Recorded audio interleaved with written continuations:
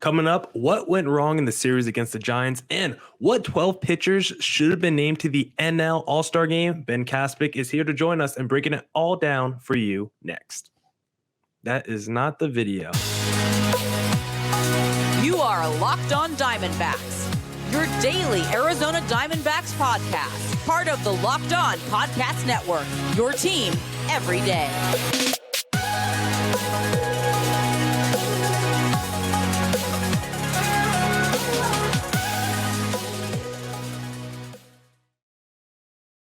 Welcome into the Locked On Diamondbacks podcast, part of the Locked On Podcast Network, your team every day, listening to who? The always charismatic host of this podcast, Millard Thomas. I'm a multimedia journalist and I'm a graphic designer, so please go check out my website, millardthomas24.myportfolio.com. On there you can see all my latest work, from my packages to my articles to my photos and my graphic design. If you want to see more content by me, just follow me on Twitter at CreatorThomas24 for my personal account, or look up Locked On Diamondbacks, both Twitter, Instagram for the podcast handle. And of course, thank you for making Locked On Diamondbacks your first listen every day. Would not be able to do this podcast without you, my loyal listeners, sharing, subscribing, reviewing, doing all that so I could do this podcast for you. Thank you. It's free and available on all platforms, so please continue to tell your friends. And today's episode is brought to you by BetOnline. BetOnline has you covered this season with more props, odds, and lines than ever before.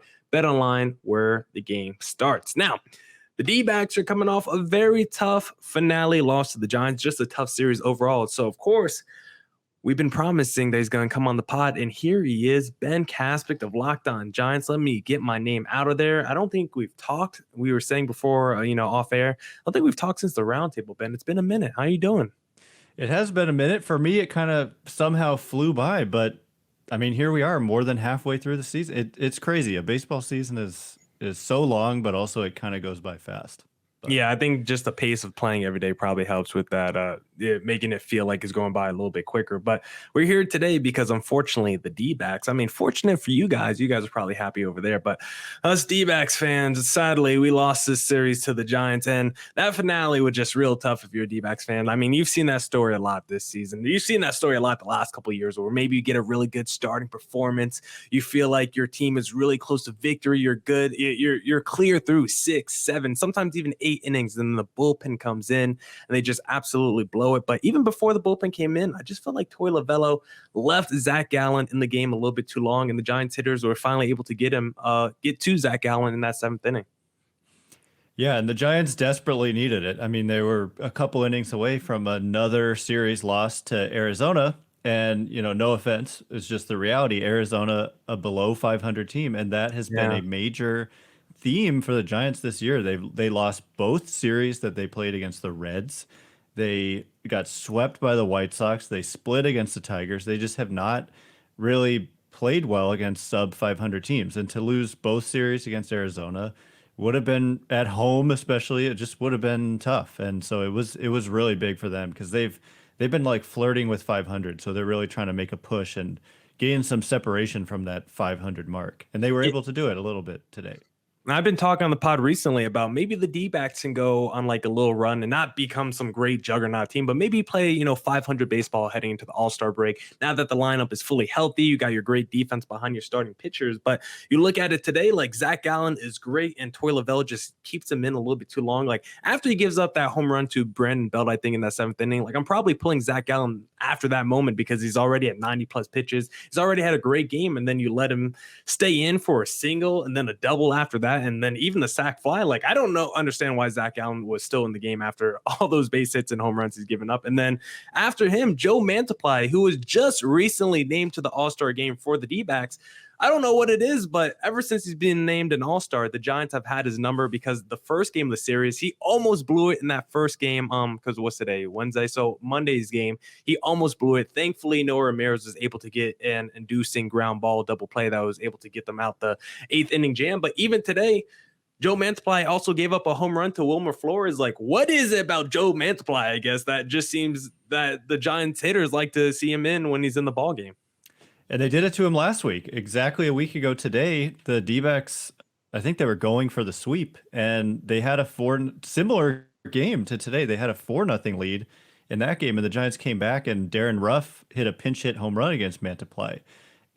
And that was the first pinch hit home run of the year for the Giants, who set a major league record last year with 18 pinch hit home runs. And they didn't get their first until halfway through this season. And then today, Wilmer Flores, that was also a pinch hit home run. And so some of it is just like the Giants are due for a little bit of success. I mean, due is kind of a funny thing, but they're just bound. These hitters, Darren Ruff, Wilmer Flores, they hit left-handed pitching. Diamondbacks fans are, they've seen Wilmer Flores up close in person. He can run into one. And so Mantiply is having a good year, but it's just a little bit like Giants were just bound to have some success in those types of situations. They just have not done it all year. Unfortunately for D-backs fans, fortunately for Giants fans, it kind of came to fruition a little bit in the last week. Yeah, now the D-backs are they're not firm, but they're starting to try to separate themselves from the Rockies as the last place team in the NL West, which is not a good sign. I did not want to be in the basement of the NL West. I think I have a little season-long bet with Paul Holden actually about which team is going to finish higher in the standings. Hopefully the D-backs can climb out the cellar. But speaking of the Giants' success or lack thereof this season, like what do you think has been the issue with the Giants? Because I haven't talked to you about that. Because coming into the season, I was a little bit lower on the Giants than maybe last season, just because we've talked about like no more Buster Posey, Kevin Gausman left. Of course, Rondon came in to replace him, and he's been great this season. But also lost Chris Bryant, which I thought was huge. And then it just felt like last year you just got like basically career seasons out of guys like Brandon Belt and Brandon Crawford. Even guys like Cueto and Evan Longoria were pretty good. So I basically felt like you got the very best version of where your team could have been last season. I just felt like there was going to be some regression to the mean this year, and maybe that's just what we're seeing. At least from my perspective, that's what I felt like has happened to the Giants. Yeah, it's been that, but it's also been an unexpected, just terrible slide defensively. They've had like not just kind of lack of range or just not being able to make a tough play, but like routine plays just messing them up in key situations and costing them games. And it has happened a lot and just at an alarming rate, to the point where it's really cost them probably somewhere between 5, maybe even 10 games this season. So they could be in a much better spot, I think, if they had just been able to play better defensively. And it showed up in, like, if you look at some of the pitchers, like Alex Cobb, just by way of example, he has some of the best like peripheral numbers, expected numbers in the game, and yet the ERA is like closer to 5. And it's a lot of and Tyler Rogers is another example. These are guys who get a lot of ground balls, and they just have not been able to convert as many of them into outs as you would normally expect. And so, yeah, there's definitely some regression to the mean, but the thing is they won 107 games. And so I think we all knew that they can regress like significantly and still be like, if you can win 92 to 94 games or something, you're still in a pretty good spot, and you've lost 15 more games or so.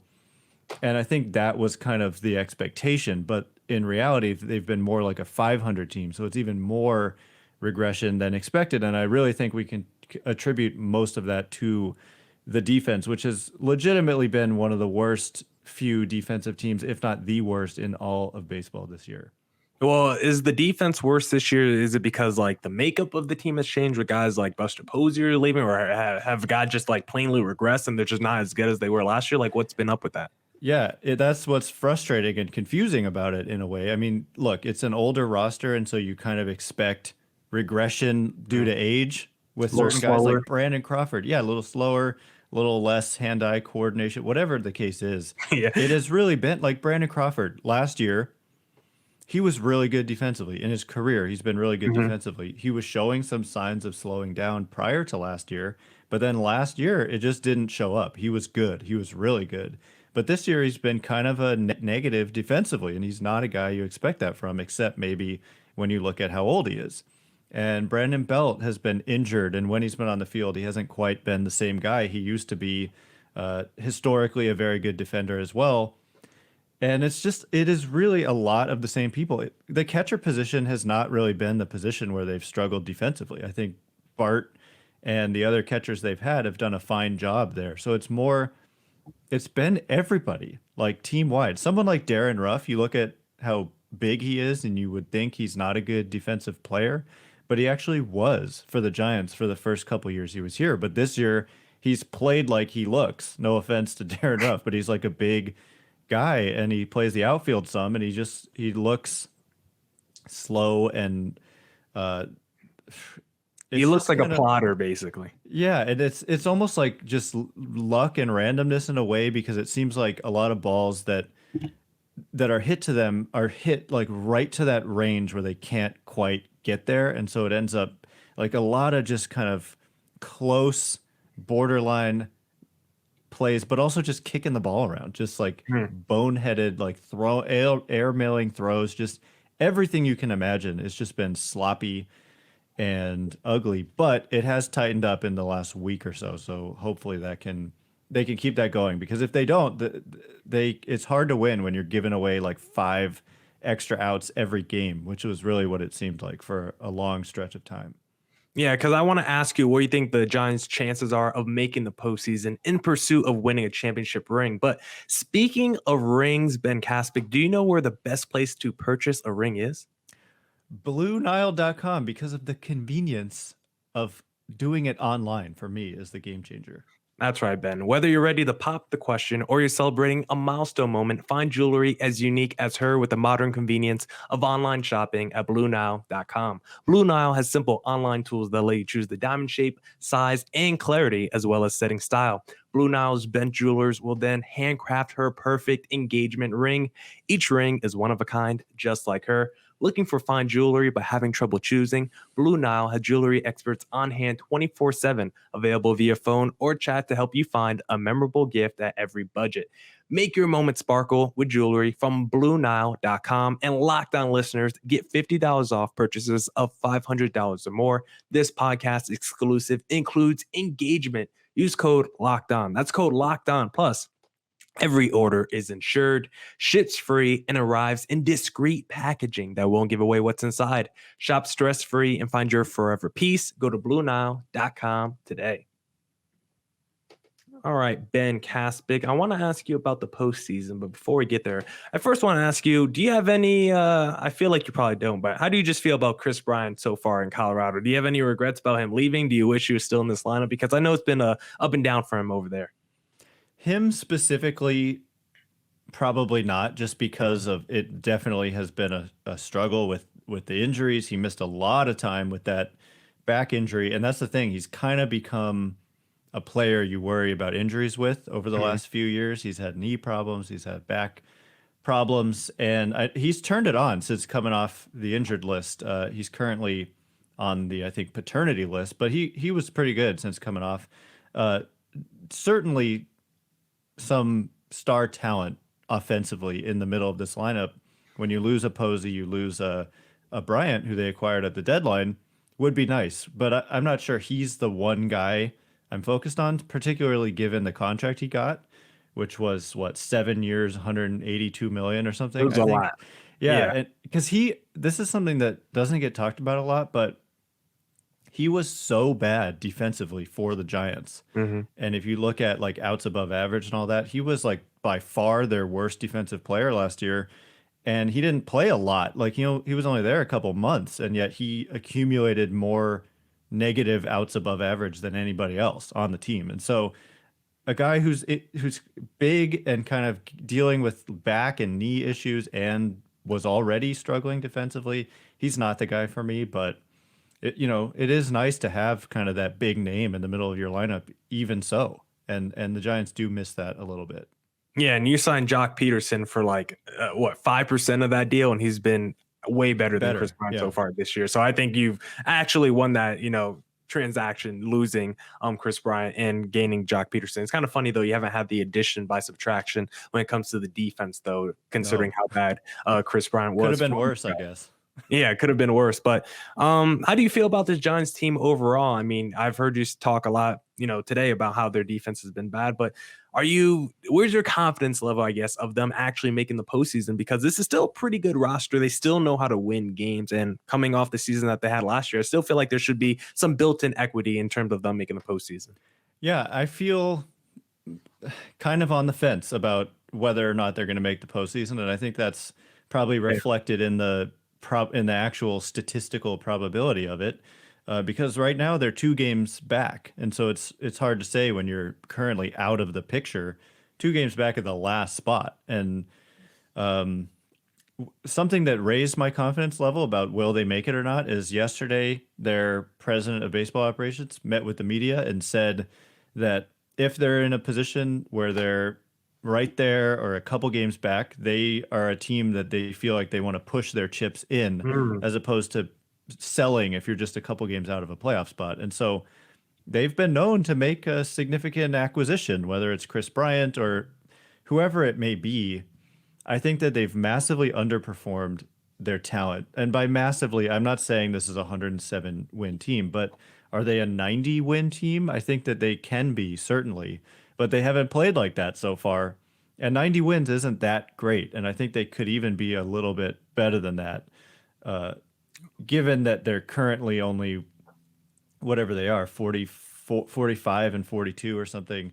Yeah, and considering the Blue Jays just fired their manager for a team that's like 4 games above 500 and would be in the postseason if the season ended today, like I guess that's not good enough to keep your job anymore. So maybe Gabe Kapler has to put a little pressure on. To keep I was surprised by that a little bit. Yeah. I mean, that's the thing though. It's like a lot of people around here talk about how they didn't do enough to get like the star talent that was out there, and it's a fair criticism because their payroll didn't go up coming off the season that they just had, and their payroll is kind of a little bit above average, but it's nothing crazy. It's nothing like the Dodgers. It's not even close to the Padres.